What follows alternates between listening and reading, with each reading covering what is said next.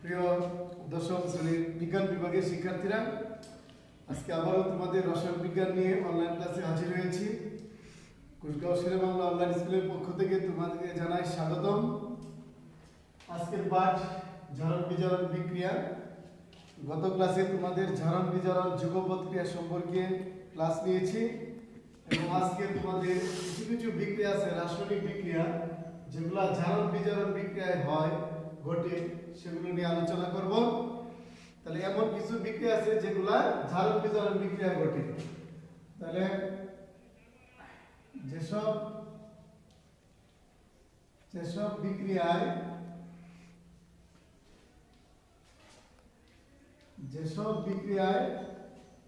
ঝারণ বিজারণ বিক্রিয়া ঘটে, ঝারণ বিজারণ বিক্রিয়া ঘটে, সেগুলো হলো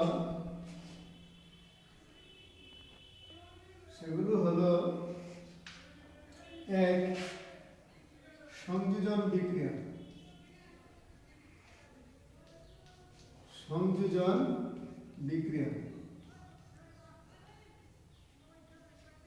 দুই, বিয়োজন বিক্রিয়া,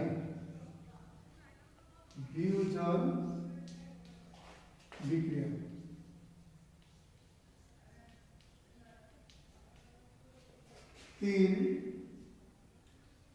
প্রতিস্থাপন বিক্রিয়া,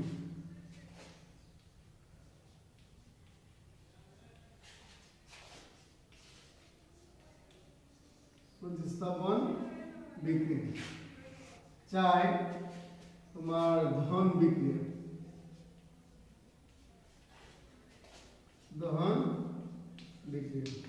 আমি আবারও বলছি, দেখো, যেসব বিক্রিয়া ঝারণ বিজারণ বিক্রিয়া ঘটে সেগুলো হলো এক, সংযোজন বিক্রিয়া, দুই, বিয়োজন বিক্রিয়া, তিন, প্রতিস্থাপন বিক্রিয়া, চার হলো দহন বিক্রিয়া। এসব বিক্রিয়ার ভিতরে আমরা ঝারণ বিজারণ বিক্রিয়া ঘটে। প্রথমে আমি আলোচনা করব এখন সংযোজন বিক্রিয়া নিয়ে।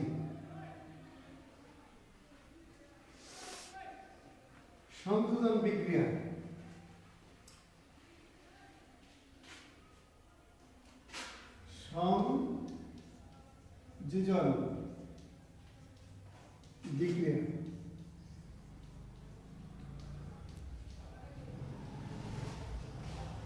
যে ঝারণ বিজারণ বিক্রিয়ায়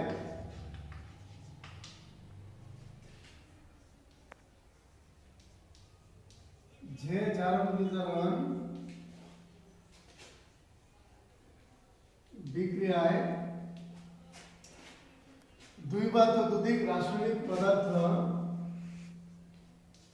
দুই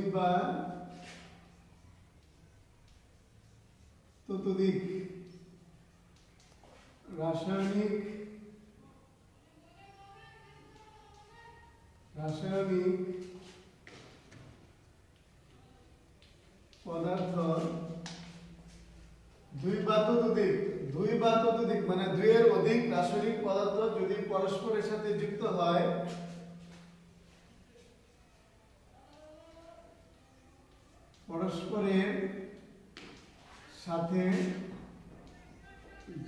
হয়,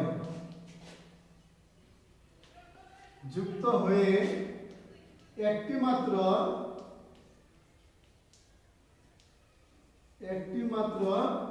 উৎপাদ তৈরি করে,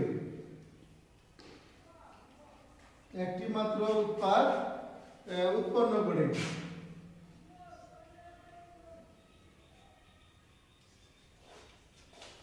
তাকে সংযোজন বিক্রিয়া বলে। তাহলে সংযোজন বিক্রিয়াটা কি? যে ঝারণ বিজারণ বিক্রিয়ায় দুই বা ততোধিক রাসায়নিক পদার্থ পরস্পরের সাথে যুক্ত হয়ে একটি মাত্র উৎপাদ উৎপন্ন করে তাকে সংযোজন বিক্রিয়া বলে। যেমন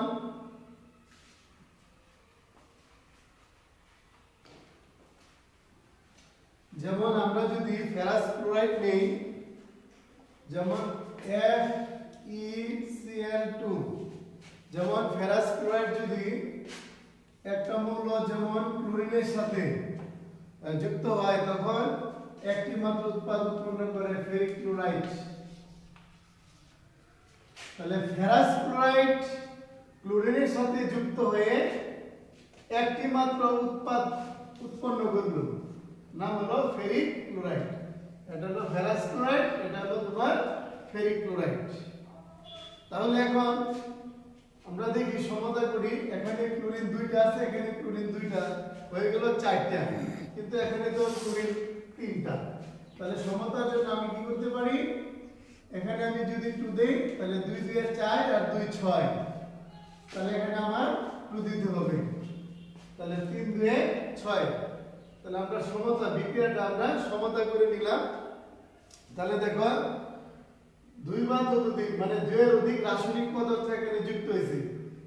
এটা হলো তোমার ফেরাস ক্লোরাইড, ফেরাস ক্লোরাইড।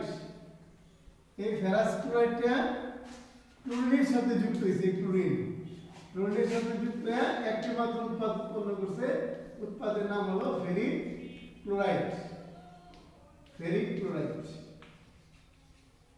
তাহলে আমরা বলতে পারি এই বিক্রিয়াটা একটা সংযোজন বিক্রিয়া। আবার যদি এখানে দেখো নাইট্রোজেন প্লাস হাইড্রোজেন গ্যাস বিক্রিয়া করে অ্যামোনিয়া গ্যাস উৎপন্ন হয়ে গেছে, তাহলে 2 বা ততোধিক 2 এর অধিক রাসায়নিক পদার্থ এখানে যুক্ত হয়ে একটি মাত্র উৎপাদ উৎপন্ন হয়ে গেছে। ছিল 2টা একত্রিত হয়ে একটা হয়ে গেছে, তার মানে নাইট্রোজেন গ্যাস আর হাইড্রোজেন গ্যাস পরস্পরের সাথে যুক্ত হয়ে কি গ্যাস উৎপন্ন হয়ে যায়, অ্যামোনিয়া গ্যাস উৎপন্ন হয়ে যায়। তাহলে এখন সমতা করি, এখানে নাইট্রোজেন আমার 2টা আছে, তাহলে এখানে যদি আমরা 2 দেই তাহলে 2টা নাইট্রোজেন 3 2 6টা হাইড্রোজেন, কিন্তু এখানে হাইড্রোজেন আছে আমাদের 2টা, তাহলে সমাতার জন্য আমরা এখানে 3 দিতে পারি, তাহলে 3 2 কয়টা হলো 6টা হাইড্রোজেন। এটাও কি বিক্রিয়া, সংযোজন বিক্রিয়া।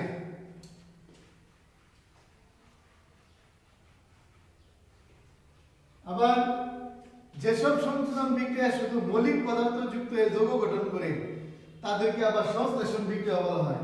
যেমন 2টা মৌলিক পদার্থ যেমন নাইট্রোজেন এবং হাইড্রোজেন পরস্পর যুক্ত হয়ে অ্যামোনিয়া গ্যাস এখানে উৎপন্ন হইল, তাহলে আমরা জানি এটা একটা সংযোজন বিক্রিয়া। আবার এই সংযোজন বিক্রিয়াটা একটা কি বিক্রিয়া হতে পারে, এটা তোমার সংশ্লেষণ বিক্রিয়া হতে পারে।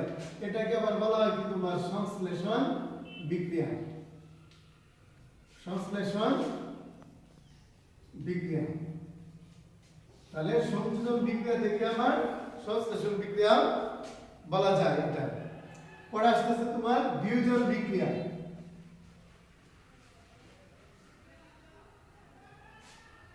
বিয়োজন বিক্রিয়া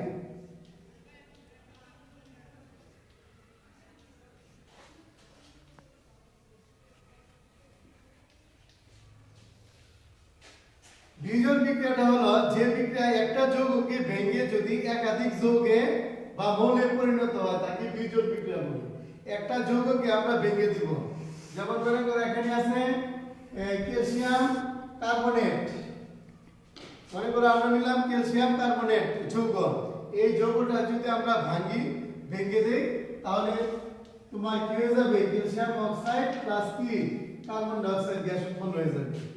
তাহলে একটি যৌগকে ভেঙে যদি একাধিক যৌগ উৎপন্ন হয় তাহলে তাকে কি বিক্রিয়া বলে, বিয়োজন বিক্রিয়া। ক্যালসিয়াম কার্বনেট তো অবশ্যই জানো তোমরা চুনা পাথর, ক্লাসে স্ট্রাকচারিতে পড়েছো, ক্যালসিয়াম কার্বনেট হলো চুনা পাথর। আমরা যদি চুনা পাথরকে যদি ভাঙিয়ে দিই, তাপ দিয়ে ভাঙিয়ে দিই তাহলে এখানে চুন হবে, চুন পাওয়া যাবে আর কার্বন ডাই অক্সাইডের সাথে গ্যাস উৎপন্ন হবে। আমরা যে চুনের রাসায়নিক সংকেত হলো ক্যালসিয়াম অক্সাইড, এটাকে আমরা বলতে পারি চুন। আর CO2 তো জানো এটা হলো কার্বন ডাই অক্সাইড। ঠিক তেমনি আমরা যদি ফসফরাস পেন্টাক্লোরাইড নিই, 5 থাকলে বলা হয় পেন্টাক্লোরাইড, ফসফরাস পেন্টাক্লোরাইড। এই যৌগটাকে যদি আমরা ভাঙি তাহলে দেখো কি হবে, ফসফরাস ট্রাইক্লোরাইড হয়ে যাবে এবং সাথে ক্লোরিন গ্যাস উৎপন্ন হবে। তাহলে ফসফরাস পেন্টাক্লোরাইডকে ভাঙলে আমরা 2টা যৌগ পেয়ে গেলাম যৌগ বা মৌল। যেমন এখানে দেখো ফসফরাস টাইক্লোরাইড একটা যৌগ আর ক্লোরিন কি মৌল। তাহলে আমরা জানলাম যে রাসায়নিক বিক্রিয়ায় একটি যৌগ ভেঙে একটা যৌগকে ভেঙে যদি একের অধিক মানে দুইটা যৌগ বা মৌল পরিণত হয় তাকে কি বিক্রিয়া বলে? বিয়োজন বিক্রিয়া। যেমন আমরা যদি পানিকে জলীয় বাষ্প যেখানে আছে পানিকে যদি আমরা তড়িৎ বিশ্লেষণ করি তাহলে কি পাওয়া যাবে? হাইড্রোজেন গ্যাস এবং অক্সিজেন গ্যাস। এই পানিকে যদি আমরা তড়িৎ মানে বিদ্যুৎ দিয়ে ব্যাটারি দিয়ে যদি বিদ্যুৎ চালনা করি, আমরা পানি পাত্রের বিকারে যদি আমরা পানি নিয়ে তড়িৎ বিশ্লেষণ করি তাহলে কি গ্যাস উৎপন্ন হয়ে যাবে? আমরা দেখতে পাবো হাইড্রোজেন এবং অক্সিজেন গ্যাস বের হয়ে যাবে। তাহলে সমতার জন্য এখানে একটু দিবা। তাহলে একটা যৌগ থেকে দুইটা মৌল পাওয়া গেছে, এটাও কি বিক্রিয়া? বিয়োজন বিক্রিয়া। যাই হোক, আমরা তাহলে সংযোজন বিক্রিয়া জানলাম, বিয়োজন বিক্রিয়া জানলাম। এখন আমরা জানবো প্রতিস্থাপন বিক্রিয়া। প্রতিস্থাপন বিক্রিয়া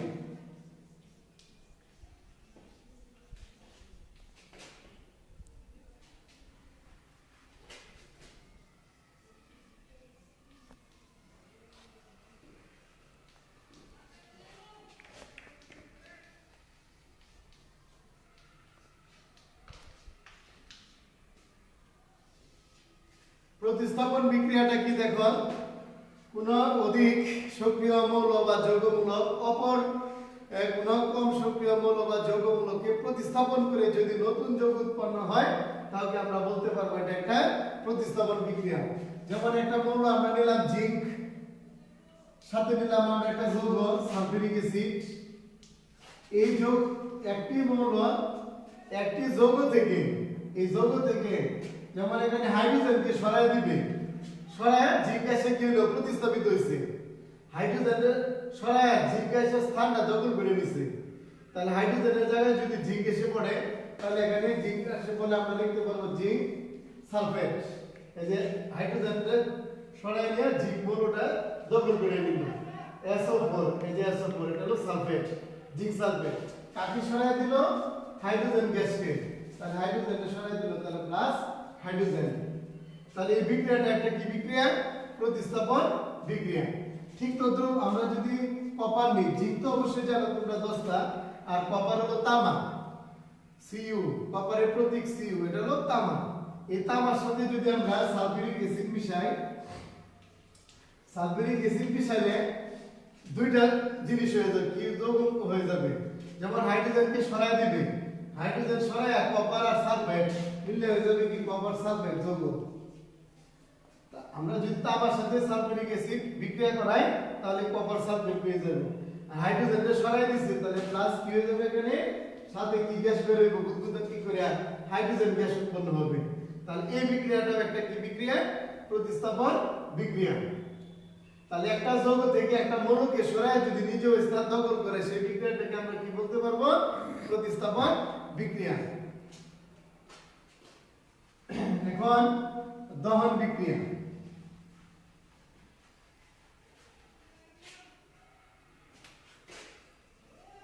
দহন বিক্রিয়া। দহন বিক্রিয়াটা কি? কোন মৌল বা যৌগকে, এই যে বায়ুমণ্ডলে যে আমাদের বাতাস আছে, এই বাতাসে আমরা কি পাই? অক্সিজেন গ্যাস পাই। বাতাস থেকে আমরা অক্সিজেন গ্যাস পাই। এই অক্সিজেনের উপস্থিতিতে পুড়িয়ে তার উপাদান মৌলের একটা অক্সাইডে পরিণত হবে। মৌলের অক্সাইডে পরিণত করার বিক্রিয়াকে আমরা বলতে পারবো কি বিক্রিয়া? দহন বিক্রিয়া। যেমন আমরা যদি মিথেন গ্যাসকে CH4, এটা হলো মিথেন গ্যাস, এই মিথেন গ্যাসকে যদি আমরা বায়ুর অক্সিজেন গ্যাসের সাথে যদি আমরা বায়ুর অক্সিজেনের উপস্থিতিতে পুরালে, হ্যাঁ, এটা কি হয়ে যাবে? দেখো, কার্বন ডাই অক্সাইড গ্যাস বের হবে। কার্বন ডাই অক্সাইড, তাহলে মৌলের একটা অক্সাইডে পরিণত হয়ে গেল কার্বন ডাই অক্সাইড, এবং সাথে কি হবে? জলীয় বাষ্প প্লাস তাপ শক্তি উৎপন্ন হবে।